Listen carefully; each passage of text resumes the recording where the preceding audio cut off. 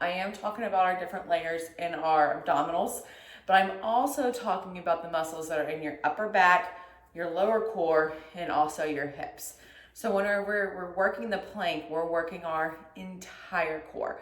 Think about not just strengthening the front of your body. You want to think about it, and not even just as the core set either, because we're not stopping at the breast line, okay? So it's not just below here. We're working all the way up from our shoulders down to our booty butts to strengthen, because that's what's going to form our foundation for all of our dynamic movements that we do in our lives. And also it's what's going to keep our spine strong, stabilized, and give us more control for that to reduce our pain later on. So when you're doing your planks, I want you to not only think about engaging your core or your abdominals, but think about wrapping around through your obliques, getting down into your deep transverse abdominals and really tightening. And then also in your upper back, working your periscapular muscles. So the muscles in between your shoulder blades. Working the stabilizers in your shoulders, your serratus anterior as they push down through our arms that we will carry. And then also down into your butt. You want to be squeezing your glutes together so that you're getting nice activation through the hips and stabilizing through the hips.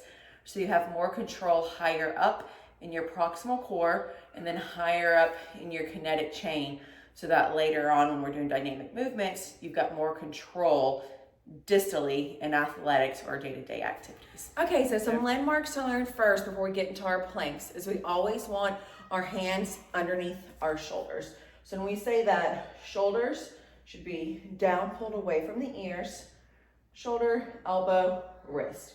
So you want it as a straight line, like we're standing up, same as when we get down to the ground. I never want your hands too far up above your head or too far back behind you. I also don't want it too wide or too close in. So a good thing to do is to bring your hands to your shoulders and boop, straight out. And there's our start alignment.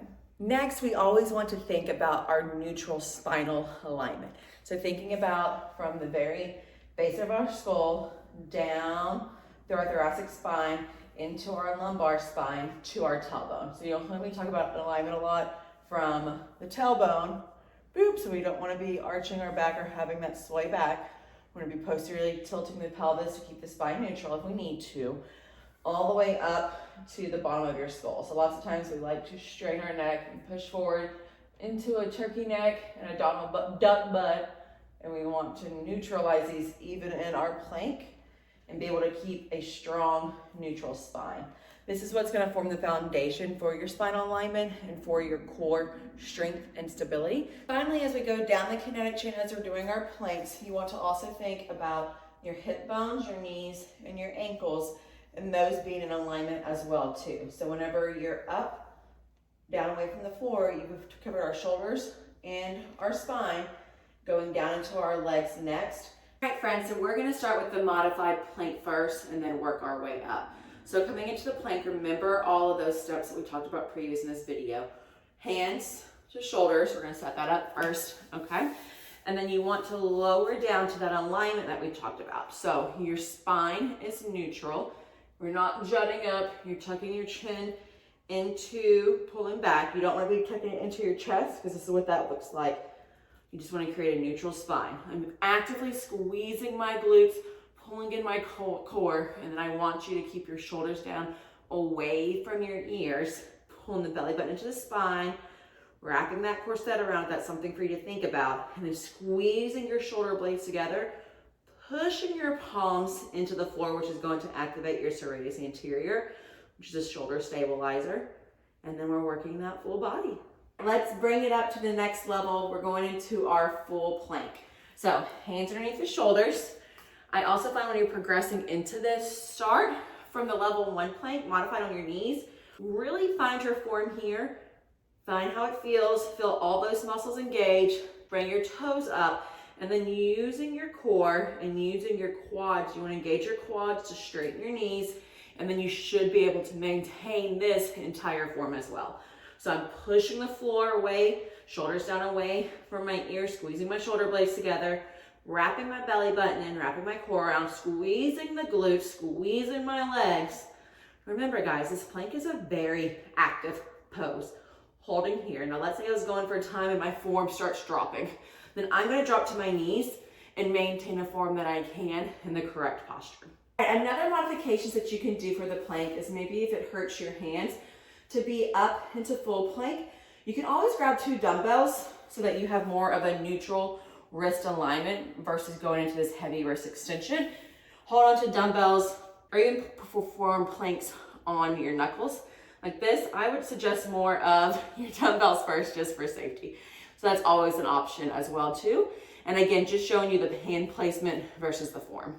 Now, if you don't like that dumbbell option, another option is to come down to your forearms. So same technique, you're just taking out the lineup of your wrist and your elbow. So same thing, just think about it as your elbow to your shoulder, and that's the line we're looking for when we're coming to our form. So same thing, right?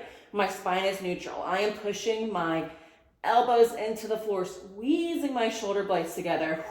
Try not to give my palms a death grip so I have that energy to put in other places. Core is neutral and engaged. Spine is neutral. I'm squeezing my quads, making sure my alignment is correct and I'm not too forward, I'm not too far back, so the full body's getting the love. And then another great option if you find that none of those modifications quite help you either, or you can't maintain your form. So bring your plank up and perform a plank on a wall or on a cabinet. So we have the same form and technique set up. Hands are gonna come underneath your shoulders.